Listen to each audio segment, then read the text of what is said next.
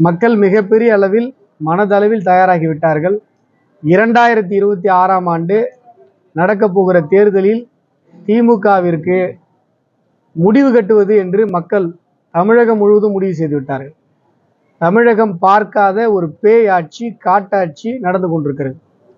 இந்தியாவில் இருக்கிற மாநிலங்களிலேயே lockup death அதிகமாக இருக்கிற ஒரு மாநிலமாக தமிழ்நாடு மாறிக்கொண்டிருக்கிறது. வேண்டுமென்றே காவலர்கள் வீட்டிற்கு சென்று மிரட்டுவது என்று மிகப்பெரிய தொல்லைகளை பாஜகவினருக்கு தமிழக காவல்துறை திமுகவின் ஏவல் துறையாக மாறி பாஜகவினரை தாக்குகிற வேலையில் ஈடுபட்டு கொண்டிருக்கிறது. இதையும் நாங்கள் எச்சரிக்கையாக சொல்லிக் கொள்கிறோம். இன்னும் 6 மாதம்தான் திமுகவினுடைய திராவிட மாடல் அரசு. அதற்கு பிறகு எங்களுடைய கூட்டணி தான் வரப்போகிறது. அதனால காவலர்கள் கொஞ்சமேனும் கடமை உணர்வோடு நியாயத்தோடு நடந்து கொள்ள வேண்டும் என்பதையும் இந்த நேரத்தில் எச்சரிக்கையாக சொல்லிக் கொள்கிறேன். நம்முடைய செங்கம் பகுதி நமக்கெல்லாம் தெரியும்.